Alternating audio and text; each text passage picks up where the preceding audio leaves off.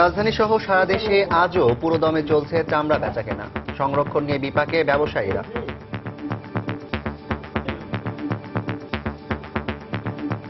লবণের কষ্ট বেড়ে গেছে, লেবার কষ্ট বেড়ে গেছে, সবকিছু নিয়ে আমরা শঙ্কিত আছি। লবণের দাম মনে করছি কম বাড়তি আছে লাস্টে 1400 টাকা করে মাল আনছে। সেটা যদি আমরা ঠিক টাইমে প্রিজার্ভ না করতে পারি সেই ক্ষেত্রে মালগুলো নষ্ট হয়ে যাবে। মধ্যস্বত্বভোগী সিন্ডিকেট ব্যবসায়ীদের কারসাজিতে দেশের বিভিন্ন অঞ্চলে চামড়ার বাজারে ধস। 300 চামড়া 1,20,000 টাকা লস। এছাড়া উপায় তো নেই, মরণ ছাড়া দোকানে আর 1200 টাকা করে চামড়া কিনছে, এখানে 200 টাকা করে মূলাইতেছে গুদামদারেরা। যদি মনে করুন দাম আঙ্গুর কাছে পারায় তারা না নেয়, তাহলে আমরা মনে করুন আঙ্গুর লুস্কান হইব অথবা আমরা ক্ষতিগ্রস্ত হইব। দেখছিলেন প্রধান শিরোনাম। সন্ধ্যার সময় সঙ্গে আছি আমি জাফর সাদিক এবং আমি পারমিতা হিম। এবার অন্যান্য শীর্ষ সংবাদ। চলছে দ্বিতীয় দিনের মতো কোরবানি পশুর বর্জ্য অপসারণের কাজ। সিটি কর্পোরেশনের কার্যক্রমে সন্তুষ্ট নগরবাসী। জনগণের সহযোগিতা চাইলেন উত্তরের মেয়র। ঈদের দ্বিতীয় দিনে জমজমাট রাজধানীর বিনোদন কেন্দ্রগুলো। কক্সবাজার, সিলেট সহ সারা দেশে পর্যটন কেন্দ্রগুলোতে ভ্রমণ পিপাসুদের ঢল। 4 দিনের সফরে কানাডা গেলেন প্রধানমন্ত্রী শেখ হাসিনা। যোগ দেবেন নিউ ইয়র্কে জাতিসংঘের সাধারণ পরিষদের অধিবেশনে।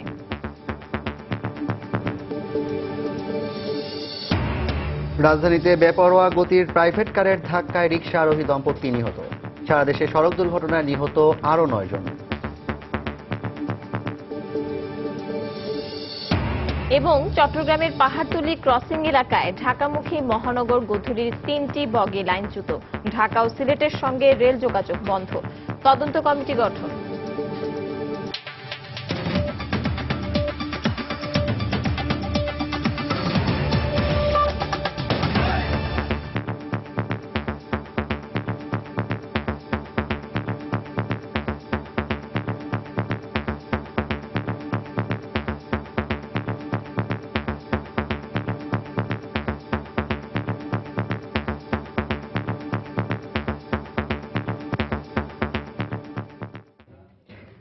রাজধানী সহ সারা দেশে পুরোদমে চামড়ার কেনাবেচা চললেও লবণের দাম বাড়ার পাশাপাশি কৃত্রিম সংকট তৈরি হওয়ায় সংরক্ষণ নিয়ে বিপাকে পড়েছেন ব্যবসায়ীরা। তবে পোস্তায় প্রথম দিনে সংগ্রহের লক্ষ্যমাত্রা পূরণ হয়েছে বলে জানিয়েছেন আড়তদাররা। দাম কম পাওয়ার আশঙ্কায় চামড়া কিনে বিপাকে পড়েছেন মৌসুমী ব্যবসায়ীরা। এদিকে সাভারের কয়েকটি ট্যানারিতে চলছে চামড়ায় লবণ দেওয়ার কাজ। রাজধানী সহ সারা দেশ থেকেই ট্রাক বোঝাই করে কাঁচা চামড়া আসছে হাজারীবাগ ও লালবাগের পোস্তা এলাকায়। আড়তদাররা চামড়া কিনছেন, লবণজাত করছেন শ্রমিকরা। দুটি স্থানেই পুরোদমে চলছে সংরক্ষণ প্রক্রিয়াও। পোস্তার ব্যবসায়ীরা জানিয়েছেন প্রথম দিনেই চামড়া কেনার লক্ষ্যমাত্রা পূরণ করতে পেরেছেন তারা। তবে হঠাৎ করে লবণের দাম বেড়ে যাওয়া এবং শ্রমিক সংকট থাকায় সংরক্ষণ করতে হিমশিম খেতে হচ্ছে তাদের। লবণের দাম মনে করছি কম বাড়তি আছে লাস্টে 1400 টাকা করে মাল আনছে। ম্যান পাওয়ার যা ছিল আমাদের সারা রাত কাজ করেছে। এখন যারা আড়তদার আছে তারাও লেগে পড়েছে যে জাতীয় সম্পদকে কিভাবে বাঁচানো যায়। পোস্তা থেকে চামড়া যাচ্ছে হাজারীবাগে, আবার ঢাকার বাইরে থেকে সরাসরি চামড়া আসছে হাজারীবাগের ট্যানারিতে। সেখানেও তাই চামড়া প্রক্রিয়াজাত করার একই চিত্র। তবে দ্রুত চামড়া সংরক্ষণের ব্যবস্থা করতে না পারলে অন্তত 25% চামড়া নষ্ট হওয়ার আশঙ্কা তাদের। সবাই যদি এই চামড়ার সাথে না থাকে তখন চামড়াও কিন্তু মজুত করা সম্ভব হবে না। এই পয়সা যাবে না বিদেশে প্রচার হবে। চামড়াতে যারা ব্যবসাতে জড়িত আছে, যে যত বেশি চামড়া বিক্রি করছে সে তত বেশি লস দিচ্ছে। এই জন্যে সবাই কিন্তু একটা ইয়ের ভিতরে ছিল, হতাশের ভিতরে ছিল। ওই জন্য তাদের প্রস্তুতি ছিল না। তার কারণে একটা জিনিস, আমি যেন আবারও লস হয় তাহলে কি উপায় হবে। তবে সরকার নির্ধারিত দামে লবণজাত না করা চামড়া কিনে ফেলায় লোকসানের আশঙ্কা করছেন মৌসুমী ব্যবসায়ীরা। গেছে কালকে আমাদেরকে রেট দিছে 1200 টাকা 1300 টাকা চামড়া কিনো। আমরা সেই সুবাদে চামড়া কিনছি 1200, 1300, 1400। এখানে আনা পৌঁছা পর্যন্ত আমাদের 1500 টাকার মতো প্রায় খরচ। এখানে আইসা এখন চামড়া আমরা 750 থেকে 800 টাকা বিক্রি করতে হচ্ছে। সরকারিভাবে যদি এই চামড়াটা কালেকশন করা হতো, এরকম সরকারি লোক দিয়ে যদি এলাকা ভিত্তিক এটাকে করা হতো, নিয়ন্ত্রণ করা হতো, তাহলে আমার মনে অনেক সুন্দর হতো। এদিকে ট্যানারিগুলোতে সাভারের চামড়া শিল্পনগরীতে স্থানান্তর নিয়ে টানাপোড়েনের পর এবার প্রথমবারের মতো সাভারের কয়েকটি ট্যানারিতে চামড়া সংরক্ষণের ব্যস্ততা দেখা গেছে। 5টা কারখানার মতো তারা নিয়ে আসছে, আরো আশায় নিশ্চয়ই আছে, হয়তো আমি এখনো যাইতে পারিনি। আমি কেবল এই লাইনেই অন্তত দেখলাম আর কি। প্রসেস এখনই হবে, দেখুন প্রত্যেকে লাইন নিতেছে, সবকিছু তারা তো টাকা জমা দিচ্ছে, তাতে প্রসেস হবে। মোট চাহিদার অন্তত 60% চামড়া সংগ্রহ করা হয় কোরবানির পশু থেকে। তাই সারা বছরের রপ্তানি লক্ষ্যমাত্রা পূরণে ব্যবসায়ীরা মুখিয়ে থাকেন কোরবানি কেন্দ্র করে। এবার প্রায় 1 কোটি পিস পশুর চামড়া সংগ্রহের লক্ষ্যমাত্রা ব্যবসায়ীদের। সানবীর রূপল, সময় সংবাদ, ঢাকা। কোরবানির দ্বিতীয় দিনেও রাজধানীর পোস্তায় আড়তগুলোতে চামড়া আসছে। সেখানে আছেন সহকর্মী মিজানুর রহমান কবির। এদিকে দেশের বিভিন্ন স্থান থেকে চামড়া আসছে রাজধানীর হাজারীবাগের ট্যানারিগুলোতে। সেখানে আছেন সহকর্মী তারেকুজ্জামান শিমুল। চামড়া কেনা বেচার খোঁজ খবর জানতে যাব তাদের কাছে। প্রথমে যাব কবিরের কাছে পোস্তায়। কবির,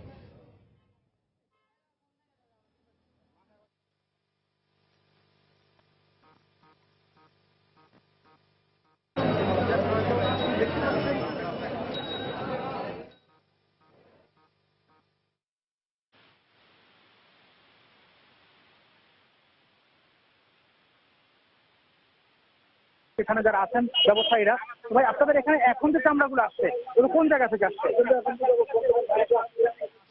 শুরু করেছে, তো আমরা একটু কথা বলার চেষ্টা করছি এখানে যারা আছেন ব্যবসায়ীরা। তো ভাই আপনাদের এখানে এখন যে চামড়াগুলো আসছে এগুলো কোন জায়গা থেকে আসছে? এখন তো বর্তমান ঢাকাতে আসতে, ঢাকার কাছাকাছি আছে, ঢাকার মধ্যে ঢাকা থেকে আসছে আমরা, আশেপাশে কাছাকাছি চামড়া আমাদের। হ্যাঁ, এই হয়। সবাই কিন্তু একটা অভিযোগ এখানে করছে যে যারা কিনেছে, ছোট ব্যবসায়ী যারা, এখানে এসে ভালো দাম তারা পাচ্ছেন, এমন একটা অভিযোগ করেছিল। আসলে যে অভিযোগ ছিল কোম্পানিরা তো বলতেছে যে এই দামে কিনেন, আর আমরা অর্থে আবার কিনছি। তারপরে ওনারা বলছে 50 টাকা ফুট লবণ দিয়ে বিক্রি হবে, ওরপরে আমরা কাছেই কিনছি 60 টাকা ফুট। হ্যাঁ, 60 টাকা ফুট কাছে কিনেছি। আর আমরা লবণের যে দাম, এই দাম আমরা কিনেছি, লবণের দাম 1500 টাকা 1600 টাকা বস্তা। ওটা ভিতরে দেখেন কি অবস্থা আমাদের। আমরা এই গরমের জন্য তাড়াতাড়ি করে লেবারদের 1 টাকা জায়গায় 3 টাকা লেবারদের দিছি, দিয়া কাজটা করছি আমরা, করে সুন্দরভাবে কাজটা হয় সুন্দর করে করেছি। মাগির ট্যানিয়ার তো বলছে আমাদের এত কম, আমরা তো এত বেশি কিনছি কিনা। আমরা যেমন আমরা এখন আমরা ছোট ছোট ব্যবসায়ী একটা, আমরা যেমন 1500 লবণ দিছি, এখন আমাদের তো রিস্ক। যারা বেচছে ওরা তো চলে আসে, ওনারা যাই বেচছে চলে আসে। এখন কথা বলছিলেন একজন ব্যবসায়ী, আরো কিছু ব্যবসায়ী এখানে আছেন, তারা এখানে আমাদের সঙ্গে কথা বলছেন। তো তারা যেমনটি জানিয়েছেন যে তাদের যে উৎপাদনের চামড়া প্রক্রিয়াজাতকরণের যে খরচ সেটি কিন্তু বেশি পড়ছে। আবার যারা ক্ষুদ্র ব্যবসায়ী, যারা এই মৌসুমী ব্যবসায়ী, তারা কিন্তু এখানে এসে বলছেন যে তারাও দাম কম পেয়েছেন। অর্থাৎ দুপক্ষই দাবি করছেন যে তাদের এই লোকসানের মুখে পড়েছেন। এমনই একটি পরিস্থিতির মধ্যে কিন্তু এমনই একটি পরিস্থিতির মধ্যে এখানে কিন্তু চলছে এই চামড়া প্রক্রিয়াজাতের কাজ। আপনারা জানেন যে পোস্তা এলাকায় মূলত লবণ দিয়ে সংরক্ষণ বা যেই চামড়াকে যে একটু শেপ দেয়া, সেটি মূলত এখানে করা হচ্ছে। তো আরো খবর আমরা জানবো, সেখানে রয়েছেন পোস্তার যে এই পরিস্থিতি থেকে লালবাগের যে শিমুল রয়েছেন আমাদের ওখানে ট্যানারি এলাকায়, সেখান থেকে তিনি জানাবেন, তারেকুজ্জামান শিমুল, ওখানকার কি পরিস্থিতি। খুবই আগে আপনাদেরকে যেমন জানিয়েছিলাম, আসলে আজকে ঈদের দ্বিতীয় দিনেও কিন্তু এই হাজারীবাগের ট্যানারিতে কিন্তু তেমন চামড়া কিন্তু এসে পৌঁছায়নি। এবং এখানকার যারা ব্যবসায়ী আছেন যারা বলছেন যে অন্যান্য বছরের তুলনায় এবার আসলে বলা চলে রেকর্ড সংখ্যক কম চামড়া এখানে এসেছে। এবং দ্বিতীয় দিনই তারা বলছেন যে অন্যান্য বছর কমপক্ষে 1.5 থেকে 2 লাখ চামড়া এখানে এসে পৌঁছায়, কিন্তু এখানে এখন সব মিলিয়ে প্রায় 40,000 মতো চামড়া এসে পৌঁছেছে। এর কারণ হিসেবে তারা বলছেন যে চামড়া তাদের কাছে যে সারা দেশে গতকাল যে প্রচুর বৃষ্টিপাত হয়েছে, সেই বৃষ্টিপাতের কারণে কিন্তু অনেক জায়গায় কোরবানি কম হয়েছে, যেটি আজকে আবার হচ্ছে। তো সারা দেশ থেকে চামড়াগুলো সংগ্রহ করে নিয়ে আসার জন্য এবং এই কাঁচা চামড়া যেহেতু দূরের পথে নিয়ে আসার জন্য যে প্রক্রিয়াজাতকরণ যে প্রক্রিয়া আছে, একটি যে লবণ দিয়ে রাখা কিংবা বাকি যে ধরনের কেমিক্যাল দিয়ে রাখার দরকার, সে ধরনের প্রক্রিয়াজাতকরণের কারণে হয়তো কিছুটা দেরি হচ্ছে। এবং তারা আশা করছেন যে আগামী 2-1 দিনের মধ্যে হয়তো আরো তাদের যে আশানুরূপ যে চামড়া সেটি হয়তো এখানে এসে পৌঁছাবেন। তবে যেটি আপনারা কিছুক্ষণ আগে সংবাদে যেমনটি শুনেছেন, আসলে লবণের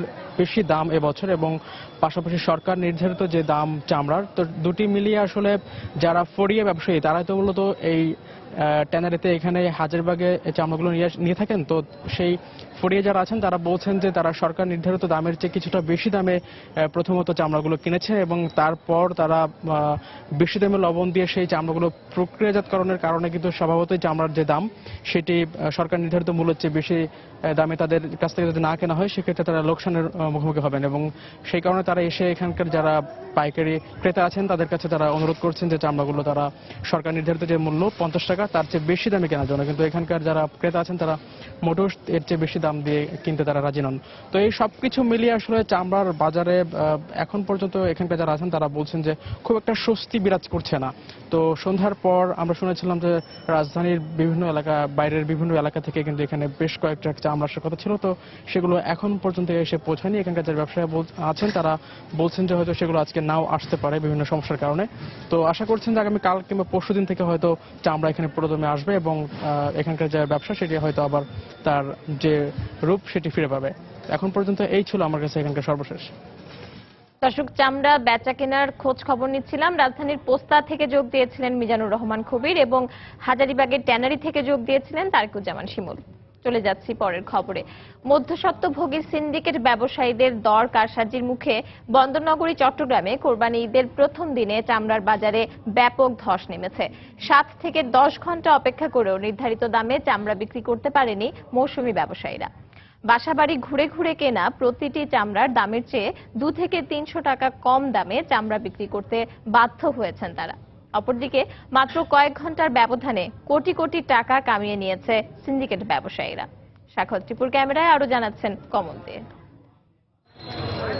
ঢাকার ট্যানারি মালিকদের বেঁধে দেওয়া দরে অর্থাৎ লবণ মাখানো প্রতি বর্গফুট চামড়া 40 টাকা হিসেবে এক পিস চামড়ার দাম কোনোভাবেই 600 টাকার বেশি হওয়ার কথা নয়। মৌসুমী ব্যবসায়ীরা বাসাবাড়ি থেকে চামড়া কিনেছে 800 থেকে 1200 টাকা দরে, কিন্তু নগরীর খুচরা বাজারে সেই চামড়া বিক্রি করতে গিয়ে বিপাকে পড়তে হয় তাদের। দুপুরের আগে খুচরা বাজারগুলো চামড়াতে সয়লাভ হলো, ছিল না কোনো ক্রেতা। বিকেল গড়িয়ে সন্ধ্যা পেরিয়ে রাত পর্যন্ত ছিল একই চিত্র। আমরা পাড়া থেকে কিনছি 950 আর 1200 করে বড় চামড়া, ছোট চামড়া 950। ওরা 700 থেকে 800 টাকা মূলাচ্ছে। আমাদের চামড়া কিনা বলছে এবারই 800 টাকা, এখন আমরা 600 টাকা করে মূলাচ্ছে, এখন আমরা বিক্রি করতে পারতেছি না। নিয়ম অনুযায়ী ট্যানারি মালিকেরাই মাঠ থেকে চামড়া কেনার কথা। চট্টগ্রামে কোনো ট্যানারি না থাকায় আড়তদাররাই চামড়া কিনেন, কিন্তু মধ্যস্বত্বভোগী সিন্ডিকেট ব্যবসায়ীদের দাপটের মুখে তারাও মাঠে নামতে পারে না। 1000, 1100, 900 এরকম করে মাল কিনছি এবারিছে। সিন্ডিকেটের কারণে 800 টাকা, 700 টাকা, 500 টাকা চামড়া বলাচ্ছে ওরা। চামড়ার দরের কারসাজি নিয়ে যাদের বিরুদ্ধে সমস্ত অভিযোগ, সেই সিন্ডিকেট ব্যবসায়ীরা বলছেন ভিন্ন কথা। বরং তারা দুষছেন মৌসুমী ব্যবসায়ীদের। স্কোয়ার ফুট দিছে, এই স্কোয়ার ফুট হিসাবে এখন হইতেছে না, দাম হইতেছে না, কারণ এই চামড়ার উপর একটা চামড়ার উপর 300 টাকা কষ্ট আমার। ঢাকাতে 50 টাকা, চিটাগাংয়ে 40 টাকা, তা কিন্তু লবণ সুদ্ধা। এখন লবণের দাম 1400 টাকা, 350 টাকা খরচ পড়ে, 25 টাকার উপরে আমরা যাইতেই পারি না। চট্টগ্রামে বর্তমানে 2টি ট্যানারি বন্ধ রয়েছে। এই অবস্থায় 112 জন আড়তদারি হল বৃহত্তর চট্টগ্রামের চামড়ার মূল ক্রেতা। কমল দে, সময় সংবাদ, চট্টগ্রাম। ময়মনসিংহ, খুলনা ও বরিশাল সহ দেশের অন্যান্য স্থানে চলছে চামড়া সংরক্ষণের প্রক্রিয়া। পাশাপাশি কিছু এলাকায় আজও কোরবানির পশুর চামড়া বেচাকেনা হয়েছে। তবে ক্রেতা কম থাকায় চামড়া নিয়ে বিপাকে পড়েছেন মৌসুমী ব্যবসায়ীরা।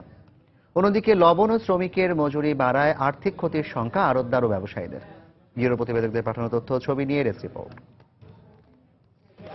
ময়মনসিংহে মঙ্গলবার মধ্যরাত থেকে আড়তগুলোতে চামড়া সংরক্ষণের প্রক্রিয়া ব্যস্ত সময় পার করেন শ্রমিকরা। ডেটল বা স্যাভলন মেশানো পানি দিয়ে চামড়া পরিষ্কারের পর তাতে ছিটানো হয় লবণ। এদিকে গতকালের মতো আজও শহর ও আশপাশের এলাকা থেকে চামড়া সংগ্রহের পর তা জড়ো করা হয় নগরীর চামড়াপট্টিতে।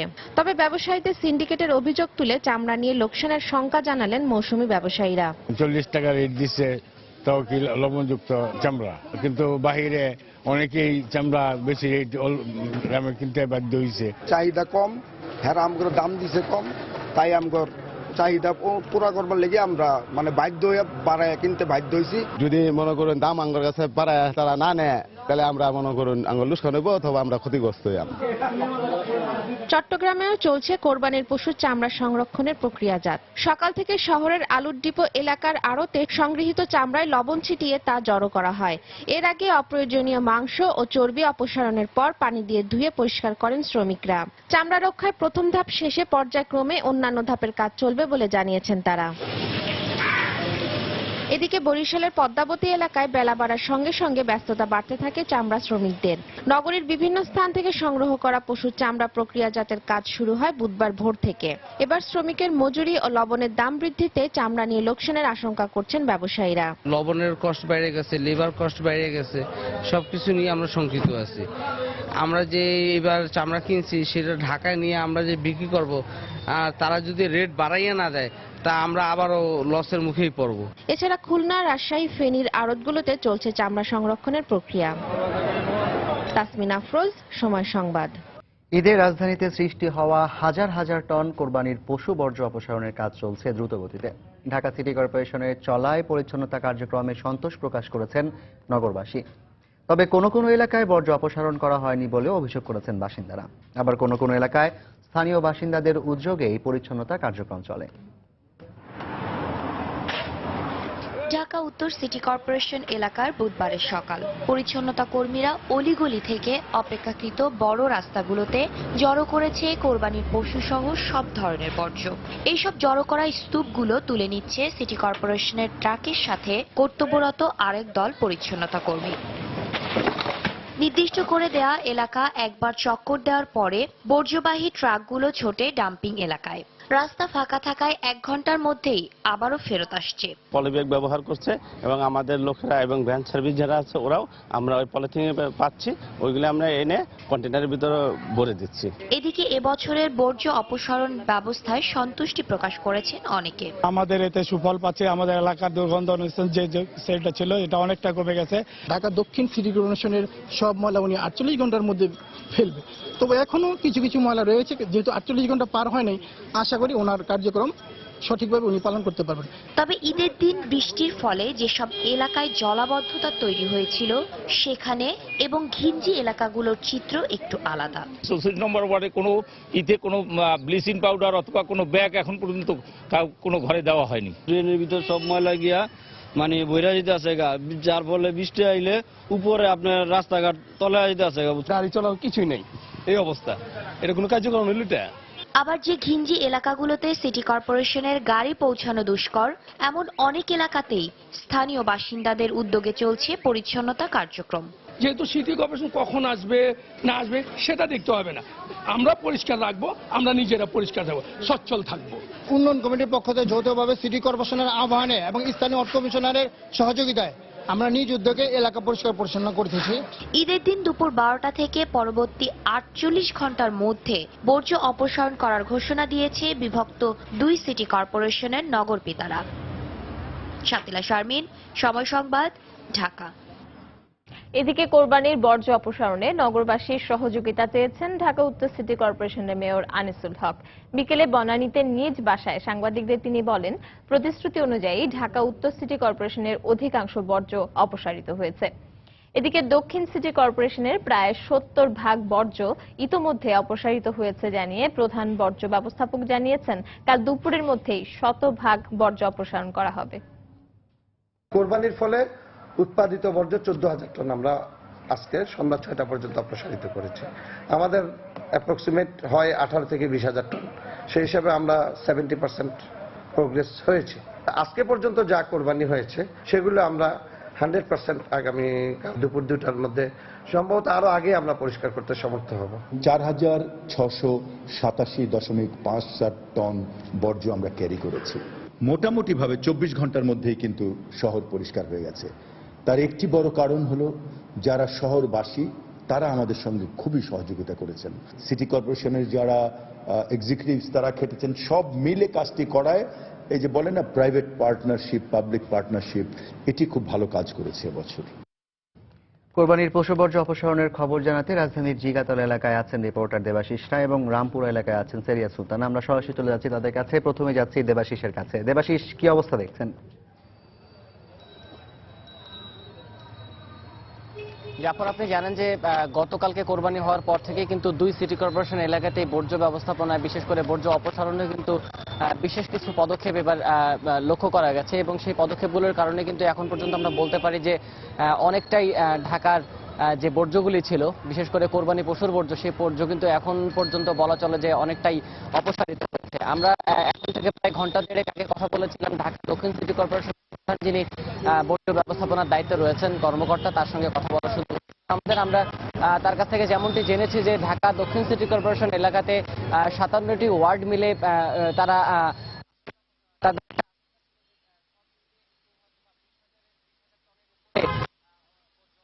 সেই টার্গেট অনুযায়ী কিন্তু তাদের টার্গেট যেভাবে কাজ তারা সম্পন্ন করেছে সেই অপসারিত করেছে। পাশাপাশি এই তথ্য তারা জানিয়েছে যে তারা 57টি ওয়ার্ডে যে পরিমাণ সেই টার্গেট অনুযায়ী কিন্তু তাদের টার্গেট যেভাবে কাজ তারা সম্পন্ন করেছে সেই কাজ সম্পন্ন করা অনুযায়ী তারা 75% বর্জ্য এরই মধ্যে অপসারিত হয়েছে। এবং আপনারা দেখতে পাচ্ছেন যে আমার পেছনে যে ডাম্পিং পয়েন্টটি দেখতে পাচ্ছেন, এই ডাম্পিং পয়েন্টের মধ্যে কিন্তু এখানে ময়লা নিয়ে এসে জমা করে রাখা হচ্ছে এবং এরকম অধিকাংশ ডাম্পিং পয়েন্টে এখন প্রায় খালি অবস্থায় দেখা যাচ্ছে। এবং পাশাপাশি আরেকটি তথ্য যোগ করতে চাই যে ময়লা থেকে দুর্গন্ধ যাতে না ছড়ায়, এবারে কিন্তু সিটি কর্পোরেশনের পক্ষ থেকে বিশেষ পদক্ষেপ হিসেবে সেই জায়গাগুলোতে ব্লিচিং পাউডার ছেটানো হয়েছে, যার ফলে কিন্তু সেখান থেকে দুর্গন্ধের কোনো এখন পর্যন্ত দুর্গন্ধ বা খুব বাজে গন্ধ এমন কিন্তু পাওয়া যাচ্ছে না, এমন কোনো আভাস এই এলাকাগুলোতে দেখা যায়নি। বিশেষ করে আমরা যে এলাকাগুলোতে গিয়েছি সেই এলাকাগুলোতে কিন্তু অনেকটা পরিষ্কার পরিচ্ছন্ন পরিবেশ আমরা লক্ষ্য করেছি। তো এই মুহূর্তে ঢাকা উত্তর সিটি কর্পোরেশনের বর্জ্য ব্যবস্থাপনা সেখানকার খবর জানাতে আছেন আমাদের রিপোর্টার সুলতানা সেলিয়া। আমরা সেখানে চলে যাচ্ছি তার খবর জানতে। ধন্যবাদ দেবাশিস। অন্যান্য ঈদের তুলনায় কিন্তু ঢাকা উত্তর সিটি কর্পোরেশনের পরিস্থিতি, বিশেষ করে বর্জ্য অপসারণের ক্ষেত্রে কিন্তু পরিস্থিতি একেবারেই ভিন্ন। অন্যান্য ঈদে যে ধরনের সমস্যাগুলোতে আসলে রাজধানীবাসী পড়েন, বিশেষ করে দুর্গন্ধ এবং বিশেষ করে বর্জ্য অপসারণের ক্ষেত্রে যে ধরনের আমরা ভোগান্তিতে সাধারণ মানুষকে পড়তে দেখি, সে ধরনের ভোগান্তি কিন্তু অনেকটাই কমে এসেছে। অনেকটাই বলতে আসলে আমরা বলতে চাই যে বেশিরভাগ রাস্তাগুলো থেকে কিন্তু কোরবানির বর্জ্য অপসারণ করা হয়েছে এবং অনেক গলি এবং গলির ভেতর থেকেও কিন্তু অপসারণের ব্যবস্থা নেওয়া হয়েছে। যারা ডাম্পিং জোনে গিয়ে এই ধরনের বর্জ্যগুলো ফেলতে পারবেন না, সেক্ষেত্রে কিন্তু তাদেরকে পলিব্যাগ দেওয়া হয়েছে এবং বিভিন্ন ধরনের বিশেষ করে সিটি কর্পোরেশনের ভ্যানগুলো গিয়ে কিন্তু সেগুলো সেখান থেকে কিন্তু বর্জ্য সংগ্রহ করে নিয়ে আসছেন এবং ডাম্পিং জোনে ফেলছেন। আপনাদেরকে যদি আমরা জানিয়ে দিতে চাই, উত্তর সিটি কর্পোরেশনে কিন্তু এই বর্জ্য অপসারণের জন্য উত্তর সিটি কর্পোরেশনের কর্মী 2225 জনের সঙ্গে কিন্তু 1500 অতিরিক্ত কর্মী নিয়োগ করা হয়েছে এবং 1100 ট্রাক ব্যবহার করা হয়েছে এবং এরই মধ্যে কিন্তু ডাম্পিং করা হয়েছে 4700 টনের মতো বর্জ্য অপসারণ করা হয়েছে বলে আমরা জানতে পেরেছি। পাশাপাশি আমরা আরো কিছু বিষয় আপনাদেরকে জানিয়ে দিতে চাই। সেক্ষেত্রে আমরা বলতে চাই, এর আগে কিন্তু উত্তরের যে সিটি কর্পোরেশনের মেয়র আনিসুল হক তিনি কিন্তু বলেছেন যে 48 ঘন্টার মধ্যে এই বর্জ্য অপসারণ করা হবে। সেক্ষেত্রে কিন্তু অনেকটাই এগিয়ে গেছে এবং আগামীকাল হয়তো আমরা আবার উত্তর সিটি কর্পোরেশনের মেয়র এই বিষয়ে বিস্তারিত আমাদেরকে জানাবেন। আরো কিছু তথ্য আপনাদেরকে আমরা জানিয়ে রাখতে চাই, বিশেষ করে যেহেতু এই কোরবানির বর্জ্য বিশেষ এবং অন্যান্য ক্ষেত্রে দেখা যায় যে কোরবানির পশু আসলে যেসব হাটে রাখা হয় সেসব হাটের বর্জ্য কিন্তু সরিয়ে ফেলার অপসারণের কিন্তু একটি বিশেষ ব্যবস্থা নেওয়ার প্রশ্ন ওঠে। সেক্ষেত্রে ধীরে ধীরে এই বর্জ্যগুলোও কিন্তু অপসারণ করা হবে, এই বিষয়টি আমাদেরকে আনিসুল হক জানিয়েছেন এবং তিনি বলেছেন যতক্ষণ পর্যন্ত না এই বর্জ্য পুরোপুরি অপসারণ করা না হবে ততক্ষণ পর্যন্ত আসলে এই কার্যক্রম পরিচালিত হবে। এবং ঢাকা শহর আসলে পরিষ্কার পরিচ্ছন্নতার ব্যাপারে সাধারণ মানুষের যে সহযোগিতা, সেই সহযোগিতার কোনো বিকল্প নেই বলেও কিন্তু তিনি আমাদেরকে জানিয়েছেন। আরও একটি বিষয় আপনাদেরকে বলে রাখতে চাই, আগামীকাল যখন এই বিষয়টি ব্রিফ করবেন তিনি কিন্তু আমাদেরকে বলেছেন যে কোরবানির বর্জ্য বিশেষ করে 2000-এর বেশি টন যখন আসলে অন্যান্য সময় বর্জ্য অপসারণ করতে হয়, সেক্ষেত্রে কিন্তু প্রায় 9000 টন অপসারণ করতে হবে শুধুমাত্র কোরবানির ক্ষেত্রে এবং পশু জবাইয়ের ক্ষেত্রে যে ধরনের বর্জ্যগুলো আসলে এখানে সৃষ্টি হয়। তো এ ছিল আসলে আমার কাছে উত্তর সিটি কর্পোরেশনের বর্জ্য ব্যবস্থাপনার সর্বশেষ। আমরা এখন চলে যাচ্ছি জাফর সাদিকের কাছে। সেলিয়া, আপনাকে ধন্যবাদ। দেবাশিস, আপনাকেও ধন্যবাদ। দর্শক, রাজধানীর কমলাপুর থেকে দেবাশিসরা এবং রামপুরা থেকে সেলিয়া সুলতানা জানাচ্ছিলেন কোরবানি পরবর্তী বর্জ্য অপসারণের খবর। সন্ধ্যার সময় আরো থাকছে। টঙ্গীর টেম্পাকো ফয়েল কারখানায় আগুনের ঘটনায় আরো এক শ্রমিকের মৃত্যু। নিখোঁজদের সন্ধানে আজও কারখানার সামনে স্বজনদের ভিড়।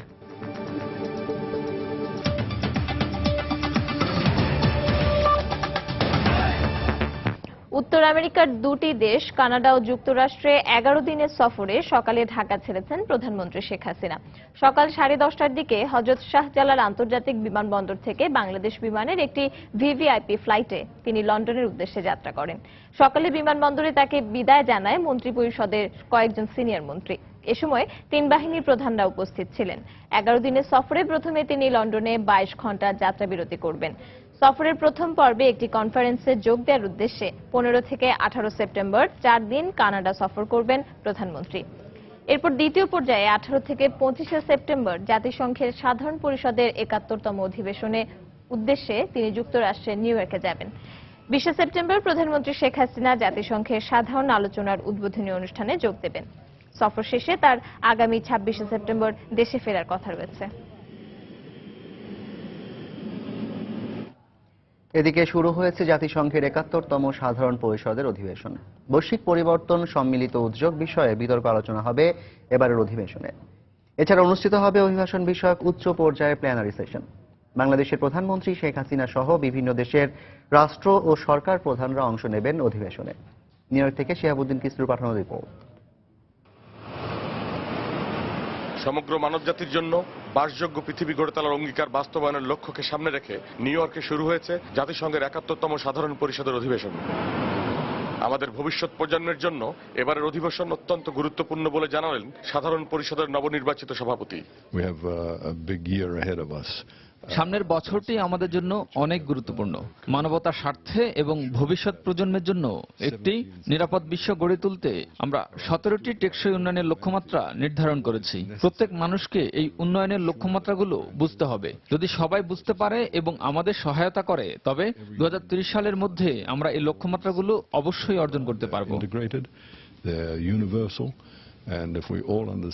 টেকসই উন্নয়ন লক্ষ্য অর্জনে বাংলাদেশ এবার অধিবেশনে মৌলিক ভূমিকা রাখবে বলে জানিয়েছেন জাতিসংঘে নিযুক্ত বাংলাদেশের রাষ্ট্রদূত মাসুদ বিন মোমেন।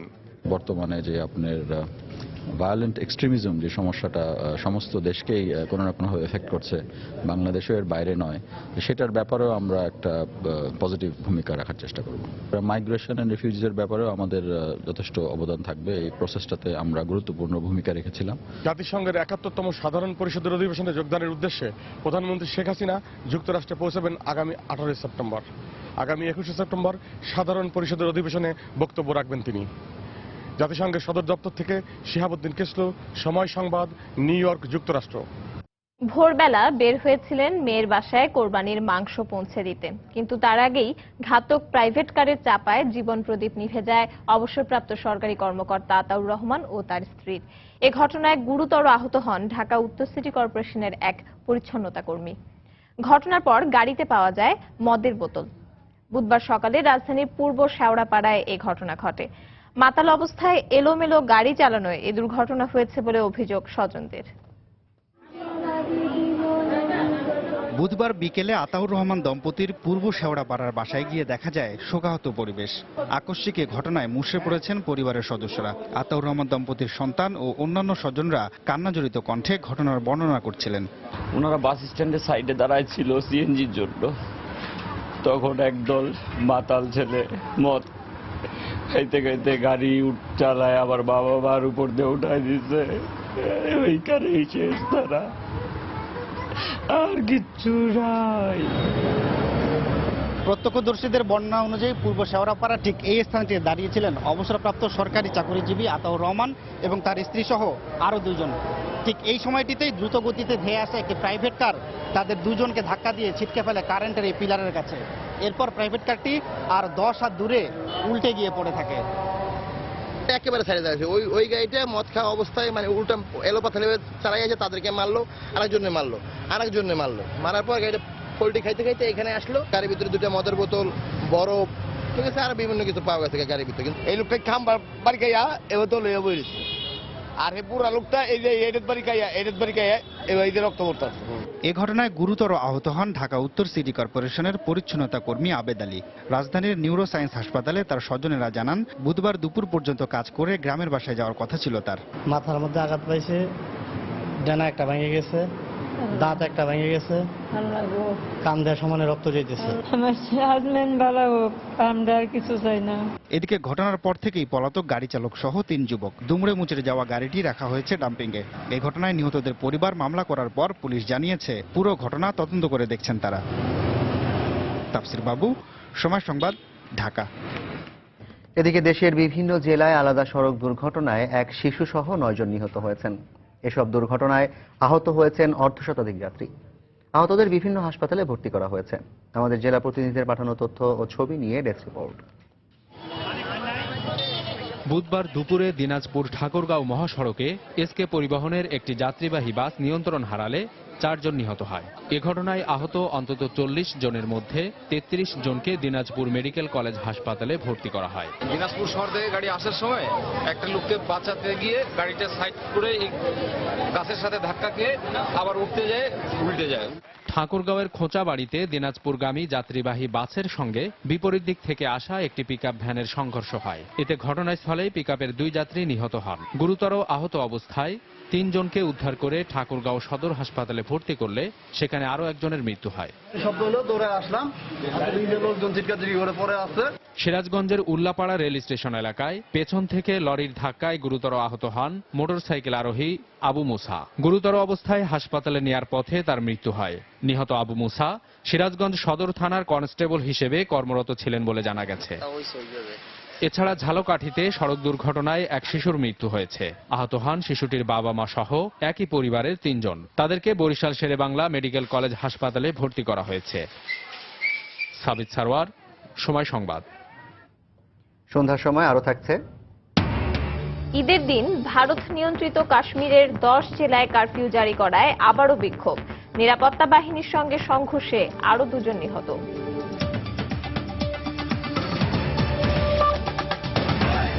ঈদের দ্বিতীয় দিনে আবহাওয়া অনুকূলে থাকায় রাজধানীর বিনোদন কেন্দ্রগুলোতে ছিল দর্শনার্থীদের উপচে পড়া ভিড়। চিড়িয়াখানার বাঘ, সিংহ সহ বন্য পশুদের লুকোচুরি আর জাদুঘরে রাখা বিমান ও হেলিকপ্টারে চড়ার মতো ভিন্ন অভিজ্ঞতা নিয়েছেন অনেকে। প্রিয়জনের হাত ধরে পার্কে হেঁটে আর মজার সব রাইডে চড়ে ঈদের আনন্দ উপভোগ করেছেন শিশু থেকে বৃদ্ধ সবাই। কোরবানির ব্যস্ততা আর প্রতিকূল আবহাওয়ার কারণে ঈদের দিন ঘরের বাইরে বের হতে না পারলেও দ্বিতীয় দিনে বিনোদন কেন্দ্রগুলোতে ভিড় করেন নগরবাসী। একটু স্বস্তির খোঁজে চিড়িয়াখানা, পার্ক কিংবা জাদুঘরে সময় কাটান সপরিবারে। মিরপুরের চিড়িয়াখানা দিয়েই শুরু করা যাক। বাঘ, সিংহ, হরিণ সহ দুর্লভ প্রাণী দেখতে দূর দূরান্ত থেকে এসেছেন ছোট বড় সবাই। বাবার সাথে আসছি, বাঘ দেখছি, কুমির দেখছি, সাপ দেখছি, হরিণ দেখছি, এইসব কিছু দেখছি। ঢাকাতে অনেক বছর কিন্তু এদিকে আসা হয় না কখনোই, এই ফার্স্ট। বাঘ, সিংহ, ভাল্লুক, জিরাফ, হাতি, হরিণ সহ চিড়িয়াখানার সবগুলো খাঁচার সামনেই ছিল দর্শনার্থীদের উপচে পড়া ভিড়। বন্যপ্রাণী চেনানোর জন্য এবং ওদের প্রতি মমতা বোধ তৈরি করার জন্য এই ছুটির সময়টা অন্তত ওদেরকে এটার সাথে পরিচয় করিয়ে দেওয়া একান্ত জরুরি। চাকরি বাকরি করিতে সবসময় সজা যাওয়ার সুযোগ হয় না, ঈদের বন্ধ বিশেষ করে এই সময়টা মানে বেড আসার সুযোগ, এই জন্য আসা হয়েছে। আর বিমানে চড়ে আকাশে ওড়ার অনুভূতি যাদের নেই তাদের কেউ কেউ এসেছেন আগারগাঁওয়ে বাংলাদেশ বিমান বাহিনী জাদুঘরে। বহু পুরনো আর মুক্তিযুদ্ধের স্মৃতি বিজড়িত বিমান কাছ থেকে দেখার ভিন্ন অভিজ্ঞতা নিয়েছেন অনেকে। ভালোই মজা হচ্ছে, বাচ্চাদের নিয়ে ঘুরতে আসছি, খুব ভালো লাগছে। এখানে নিরাপত্তা ব্যবস্থা খুব ভালো এবং আমি বেড়াতে এখানে স্বাচ্ছন্দ্য বোধ করছি। আমার অনেক মজা লাগছে, বিমান দেখেছি, তারপর খেলনায় উঠেছি। এখানে অনেক ঐতিহ্যবাহী বিমান এখানে আছে যেগুলি আমাদের মুক্তিযুদ্ধের সাথে সম্পৃক্ত ছিল। আমাদের বাচ্চাদের জানা উচিত, সেজন্য দেখেছি এখানে আজকে ফার্স্ট টাইম আসলাম, খুবই ভালো লাগছে। এছাড়া শিশু পার্ক সহ বিভিন্ন বিনোদন কেন্দ্রগুলোতে ছিল নগরবাসীর উপচে পড়া ভিড়। হাবিবুল ইসলাম হাবিব, সময় সংবাদ, ঢাকা। দর্শক, রাজধানীবাসীর বিনোদনের খবর জানাতে এই মুহূর্তে রাজধানীর হাতিরঝিলে আছেন সহকর্মী ফেরদৌস লিপি এবং রাজধানীর বসুন্ধরা সিটি স্টার সিনেপ্লেক্সের সামনে আছেন তারিকুল হাসান আশিক। বিনোদনের খবর জানতে প্রথমে যাব ফেরদৌস লিপির কাছে। লিপি। পারমিতা, এখনো কিন্তু বেশ ভিড় এই হাতিরঝিলে। আপনি জানেন যে বিকেল থেকে যেমনটা আমরা দেখিয়েছিলাম তেমনটাই কিন্তু এখন লোক সমাগম এই হাতিরঝিলে আছে এবং বেড়েছে। আপনি জানেন যে আজকে ঈদের দ্বিতীয় দিন, সেই ঈদের যে আমেজ সেটা কিন্তু পুরোপুরি এই হাতিরঝিলে আছে এবং আপনি আমার চারপাশে দেখছেন যে অনেক উৎসুক মানুষ কিন্তু এখানে এসেছেন এবং আমরা বিকেল থেকে যে দৃশ্যটা দেখেছি সেটি হচ্ছে কিন্তু মানুষ বেশ ঘুরে কিন্তু দেখছে, পরিবার পরিজন, বন্ধু বান্ধব সবার সাথেই কিন্তু এখানে এসেছে এবং তারা কিন্তু বেশ আনন্দ উৎসবের মধ্যে দিয়েই কিন্তু এই ঈদের যে ছুটি সেই ছুটিটা কাটাচ্ছে। এই ক্ষেত্রে রাজধানীতে কিন্তু আসলে অল্প সংখ্যক যে বিনোদন কেন্দ্রগুলো রয়েছে তার মধ্যে হাতিরঝিল কিন্তু অন্যতম। বিশেষ করে খোলামেলা কিংবা একটু খোলা পরিবেশ কিংবা ঝিল আছে এরকম খুব কম পাওয়া যায়। এই কারণেই কিন্তু মানুষ যে চলে এসছে এবং তারা কিন্তু বলছে যে সারা সারা বছরে যে ব্যস্ততা থাকে কিংবা যেহেতু কালকে কোরবানি ঈদ ছিল সে কারণেই কিন্তু আসলে খুব ব্যস্ততার মধ্যে দিনটি পার করতে পেরেছে এবং এই কারণেই কিন্তু আজকে তারা এখানে সবাই ঘুরতে এসেছে এবং তারা মনে করছে যে আসলে ঈদের ছুটি শেষ হলেও আসলে এর রেশ কয়েকদিন থাকবে এবং তারা কিন্তু আসলে এই আজকে যেমন ঘুরতে এসেছে হয়তো দেখা যাবে অন্যদিন অন্য কোনো স্পটে যাচ্ছে। তো হাতিঝিল থেকে ছিল এই আমার কাছে সর্বশেষ। তো এখন আমরা বসুন্ধরা সিটিতে চলে যাচ্ছি, সেখানে আমাদের রিপোর্টার আছে, তিনি সিনেমাপ্লেক্সের খবরাখবর জানাবেন। ফেরদৌস লিপি, আপনাকে ধন্যবাদ। আমরা সারাদিনই আসলে রাজধানী এবং দেশের বিভিন্ন স্থানের যে ঈদের ছুটি পাওয়া মানুষদের বিনোদনের খবর জানাচ্ছিলাম। তো আমি এই মুহূর্তে রাজধানী বসুন্ধরা স্টার সিনেপ্লেক্স থেকে দর্শকদের যেটি জানাতে পারি সেটি হচ্ছে আসলে এখানে কিন্তু আমরা আগেও যেমনটি দেখিয়েছি বিকেলবেলা বিভিন্ন সিনেমা হলগুলোতে আমরা ঘুরেছি এবং ঘুরে আমরা সন্ধ্যায় কিন্তু এই বসুন্ধরা স্টার সিনেপ্লেক্সের সামনে এসেছি। সেখানেও দেখেছি যে দীর্ঘ লাইন ধরে কিন্তু আসলে দর্শকরা টিকিট সংগ্রহ করেছেন, কারণ 7টা সোয়া 7টা এরই মধ্যে কিন্তু অধিকাংশ যে বিভিন্ন সিনেমা হলে কিন্তু শো শুরু হয়ে যায়। তো ঠিক সেই বিষয়টি মাথায় রেখে কিন্তু এর আগে একটা দীর্ঘ লাইন ছিল এবং এখনো আমি হয়তো কিছু লোকদের দেখাতে পারবো যারা হয়তো এখন শুরু হওয়ার পরেও হয়তো সিনেমা দেখতে ঢুকবেন অথবা আগামীকালকে বা পরশু অগ্রিম টিকিট কেটে রাখবেন, অর্থাৎ আরও হয়তো অনেকের 2-1 দিন ছুটি আছে, সেই ছুটি তারা আসলে সিনেমা দেখে কাটাবেন। ঠিক এভাবেই আসলে বিনোদন প্রেমী মানুষ আসলে ঈদের ছুটি উদযাপন করছে। আসলে কেউ পার্কে যাচ্ছে, আবার কেউ বিভিন্ন বিনোদন কেন্দ্রগুলোতে ঘুরছে, আবার অনেকেই আসলে সিনেমা হল আসছেন। আমরা দেখেছি যে বন্ধু বান্ধব এবং পরিবার পরিজন নিয়ে প্রায় অনেকেই এসেছেন। আসলে অনেকটা সময় যে এই যে রাজধানীর অধিকাংশ নগরবাসী কিন্তু অধিকাংশ সময় ব্যস্ততার মধ্যে সময় পার করেন, তো ঈদ এলে যখন তারা একটু ছুটি পান ঠিক একইভাবে কিন্তু আমরা দেখেছি যে তারা সেই ছুটিটা উপভোগ করতে কিন্তু পরিবার পরিজন নিয়ে বিভিন্ন বিনোদন কেন্দ্রগুলোতে ভিড় জমান এবং এরকম সিনেমা হলগুলোতে ভিড় জমান এবং দেশের বিভিন্ন যে এই বিনোদন কেন্দ্রগুলোতে কিন্তু তারা ভিড় জমান। আমরা দেখেছি যে এই বিনোদন কেন্দ্রগুলোতে অর্থাৎ এই সিনেমা হলগুলোতেও কিন্তু নিরাপত্তা বাড়ানো হয়েছে আসলে দর্শকদের কথা বিবেচনা করে। পাশাপাশি এখানকার যে মানুষজন তারা আমাদেরকে স্বস্তি প্রকাশ করেছেন, হয়তো খুব বেশি একটা ভিড় না থাকলেও কিন্তু তারা তাদের যে সাধারণ ভিড় সেটি এখানে আমরা লক্ষ্য করেছি। তো এই আসলে সিনেমা হল থেকে দর্শকদের দেখানোর মতো আসলে আমাদের কাছে এই ছিল পারমিতা।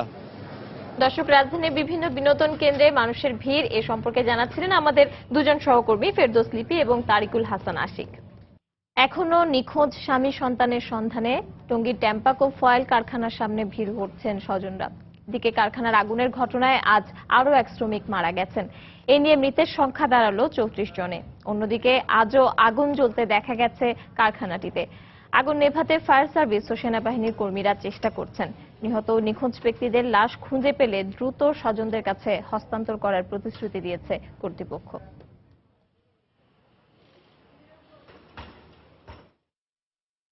আমার স্বামী শনিবারের দিন 5:30টার সময় আমার কাছে উঠে আইছে। আসার কিছুক্ষণ পরেই এই দুর্ঘটনা, সে সমস্ত জায়গা খুঁজে বেড়াইছি স্বামীর, তার আমি কোথাও পেলাম না। শুক্রবারে ফোন করছে, আমা আমি আইতে আসছি, আমি আমো, আমি বেতন পামো, ছুটি দিলে আমি চলে আমো। এ পর্যন্ত 33 জনের লাশ আমরা এখান থেকে উদ্ধার করেছি। আর আজকে সকালে শুনলাম যে হাসপাতালে একজন মারা গিয়েছে। সেনাবাহিনীর স্বতন্ত্র 14 ইঞ্জিনিয়ারিং ব্রিগেডের তত্ত্বাবধানে এখানে ওনাদের নেতৃত্বে এখানে উদ্ধার কাজ চলছে। সেই উদ্ধার কাজে আমরাও ওনাদেরকে সহযোগিতা করছি এবং পাশাপাশি অগ্নি নির্বাপন করছি। আমরা বলবো যে কাজ অব্যাহত আছে, শেষ না হওয়া পর্যন্ত এই কাজ চলবে। চট্টগ্রামের পাহাড়তলী রেল ক্রসিং এলাকায় মহানগর গোধূলী ট্রেনের 4টি বগি লাইনচ্যুত হয়েছে। এতে বন্ধ রয়েছে ঢাকা ও সিলেটের সঙ্গে চট্টগ্রামের রেল যোগাযোগ। প্রত্যক্ষদর্শীরা জানান, বিকাল 3টায় যাত্রীবাহী মহানগর গোধূলী ট্রেনটি চট্টগ্রাম স্টেশন ছেড়ে যায়। কিছু দূর যাওয়ার পর একে খান রেল ক্রসিং এ লাইন পরিবর্তনের সময় 4টি বগি উল্টে যায়। তবে প্রাথমিকভাবে হতাহতের কোনো খবর পাওয়া যায়নি। এ ঘটনায় 5 সদস্যের তদন্ত কমিটি গঠন করা হয়েছে। 1 নম্বর লাইন থেকে মাছটা 2 নম্বরে নিয়েছে। 2 নম্বরে যাওয়ার পর বগিগুলো পড়ে গেছে। 4টে বগি মধ্যে 3টা বগি লাইনের বাইরে চলে গিয়েছে, কিন্তু একটা বগি লাইনের উপরে এখনো দাঁড়িয়ে আছে। কিন্তু আমরা প্রথম বগি থেকে প্রায় 20 হতে 25 জন লোককে বের করে তাদের চট্টগ্রাম মেডিকেল কলেজে আমরা স্থানীয় লোকজন সব প্রেরণ করেছি। আমরা সংবাদ পাওয়ার সাথে সাথে আমরা আমাদের অতিরিক্ত ফোর্স পাঠিয়েছি, পুলিশ লাইন থেকে এবং থানা থেকে অফিসার ফোর্স পাঠিয়েছি এবং আমাদের ট্রেনের টিজি পার্টি ছিল, তারা পরিস্থিতি করছে, মানে কন্ট্রোলে নিয়ে আসছে এবং লোকজন যেন আসতে না পারে সেজন্য লোকজনের ঘেরা ধরে রাখছে, কিছু লোকজনকে এখান থেকে উদ্ধার করছে। ভারত নিয়ন্ত্রিত কাশ্মীরে ঈদের দিন কারফিউ উপেক্ষা করে বিক্ষোভ করেছে কাশ্মীরবাসী।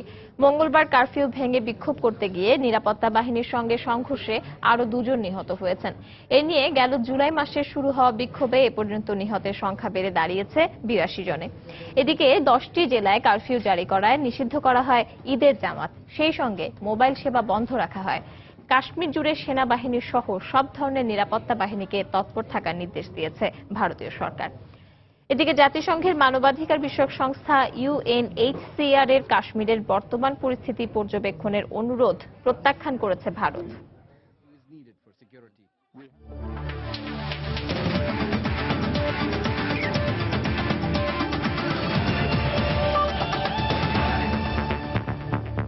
উয়েফা চ্যাম্পিয়ন্স লিগের খবর। গ্রুপ পর্বের প্রথম ম্যাচে অপেক্ষাকৃত দুর্বল প্রতিপক্ষ স্পোর্টিং লিসবনের মুখোমুখি হবে বর্তমান চ্যাম্পিয়ন রিয়াল মাদ্রিদ। সান্তিয়াগো বার্নাবুতে এফ গ্রুপের এই ম্যাচ শুরু হবে আজ বাংলাদেশ সময় রাত 1:15টায়। এদিকে তুরিনোতে এইচ গ্রুপের ম্যাচে সেভিয়ার মুখোমুখি হবে ইতালিয়ান জায়ান্ট জুভেন্টাস। এই ম্যাচটিও গড়াবে রাত 1:15টায়। স্প্যানিশ লা লিগায় এবারের মৌসুমের শুরুটা বেশ ভালোভাবেই হয়েছে রিয়াল মাদ্রিদের। পরপর 3 ম্যাচেই জয় তুলে ফুরফুরে মেজাজে আছে স্প্যানিশ জায়ান্টরা। এবারের উয়েফা চ্যাম্পিয়ন্স লিগের গ্রুপ পর্বের লড়াইয়ে দুর্বল দল স্পোর্টিং লিসবনের বিপক্ষেও সে ধারাবাহিকতা ধরে রাখতে চায় লস ব্লাঙ্কোসরা। গ্রুপ পর্বের শেষ 19 ম্যাচের 17টিতে জিতেছে রিয়াল।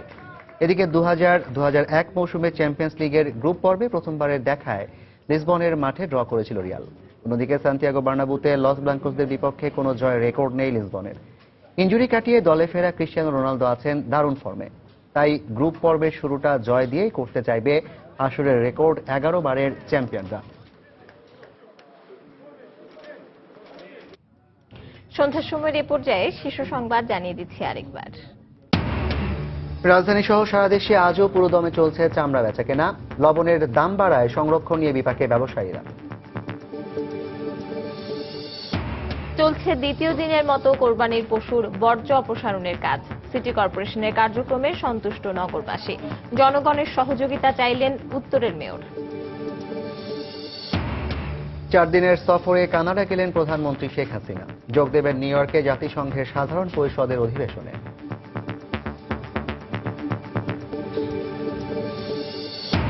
রাজধানীতে বেপরোয়া গতির প্রাইভেট কারের ধাক্কায় এক দম্পতি নিহত। সারা দেশে সড়ক দুর্ঘটনায় নিহত আরো 9 জন। এবং চট্টগ্রামের পাহাড়তলী ক্রসিং এলাকায় ঢাকামুখী মহানগর গোধূলির 3টি বগি লাইনচ্যুত। ঢাকা ও সিলেটের সঙ্গে রেল যোগাযোগ বন্ধ। তদন্ত কমিটি গঠন। দর্শক, এই ছিল সন্ধ্যার সময়। যে কোনো খবর পেতে ভিজিট করুন সময়নিউজ.tv আর সঙ্গে থাকুন সময়।